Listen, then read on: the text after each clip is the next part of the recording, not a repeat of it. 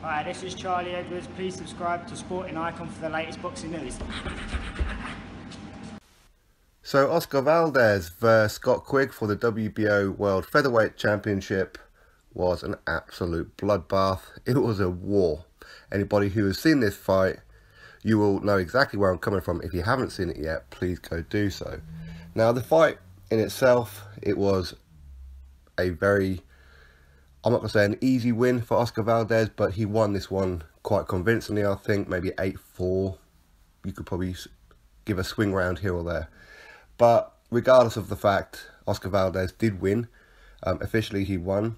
And you could kind of see what his tactics were going to be. Whereas, like the first 4 rounds, he just outboxed and just tried to come in very, very hard on Scott Quigg. And he wanted Scott Quigg to trade with him. Scott Quigg stepped back and pretty much gave away the first few rounds, right? Because he didn't want to get into a war. He knew that Oscar Valdez was a phenomenal puncher and could possibly stop him. But Scott Quigg showed that he's got an absolute iron face, and so did Oscar Valdez.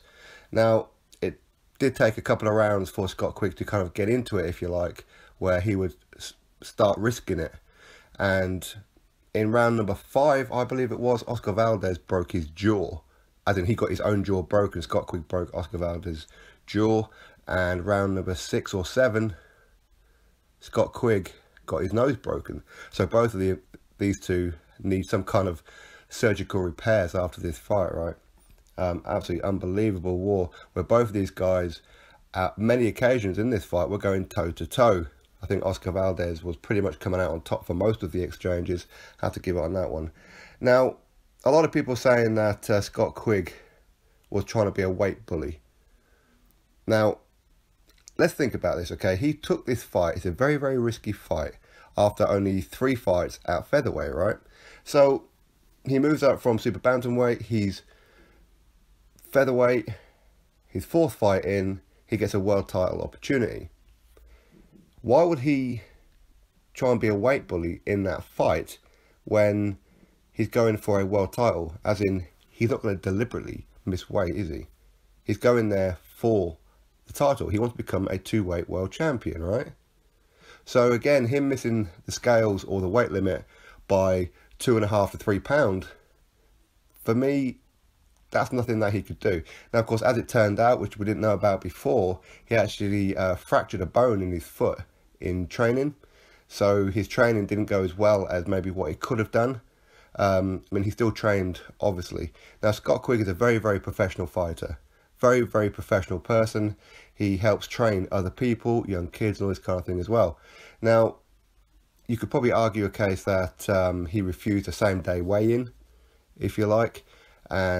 But at this point, he'd already known that he's not going to be fighting for the world title. And there's a risk that it could get called off, all these kind of things. So what's the point in going to make the weight for the same day? And he refused. And you could probably argue that he just didn't care anymore, and he was trying to pack on as much weight as he could within a 24-hour period. I'm not really going to argue with that one, but Scott Quigg, he wouldn't have had that much of an advantage over Oscar Valdez anyway, other than 2 or 3 pounds. If you can consider that a huge weight advantage, then that's on you. But no, I don't believe he's a weight bully at all. He went there to win the world title. When he couldn't make weight, then, you know, what's the point in doing the same day weigh-in? If you want to call it off, call it off. That was pretty much his attitude. At this point, because he missed weight, he'd already been docked 25% of his agreed purse. So again, he was coming out with not as much money as what he was originally thought he was going to get, and he's no longer getting a world title. So do what you got to do, cancel it, all that kind of thing. So again, the weight for me wasn't really that much of an issue, and if it was going to be an issue, Oscar Valdez's team would have pulled him out, right? But anyway, back onto the fight. Both of these guys went through hell and back, absolutely through hell and back, and big props. I'm proud of Scott Quigg, really, for going in there with an elite undefeated fighter in Oscar Valdez. I thought he held his own in that one. Now, had it been for the broken jaw, who knows? Maybe Oscar Valdez would have went on and, I don't know, maybe stopped Scott Quigg or extended his points win, if you like. Who knows what would have happened?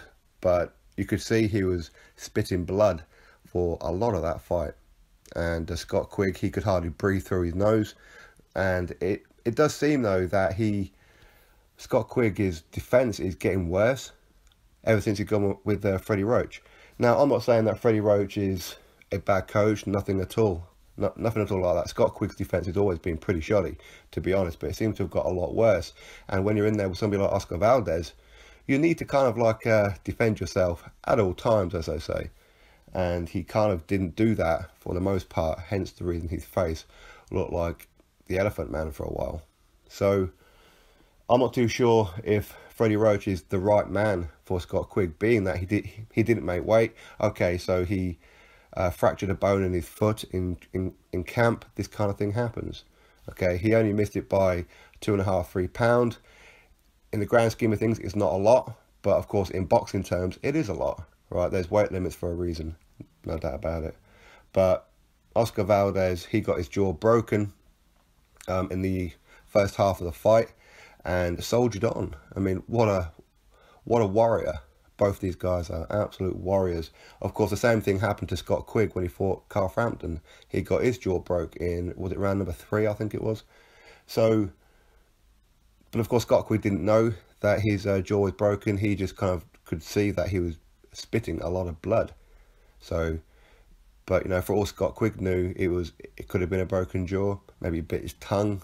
Maybe got some internal bleeding. Who knows what was going on? But both these guys stuck to it, went toe to toe, and these are the kind of fights that I like. Call me bloodthirsty, you know, the gladiator arena, all this kind of thing. I like it. I really do. So both these guys come out with big props in this fight. It's a shame that Scott Quigg did miss the weight, so the world title wasn't on the line. And I was a little bit worried him going into this fight that his heart wasn't going to be in it. I don't think that could really be questioned now. He did go there to try and ultimately win, but Oscar Valdez is just too good right now. So we really have to wait and see what happens to Scott Quigg. Obviously, he's going to be out for a little while with his broken nose. Oscar Valdez is obviously going to be out for quite a while. I mean, it took Scott Quigg the best part of 9 months to a year almost to get back in the ring. But we'll have to wait and see what happens with Oscar Valdez.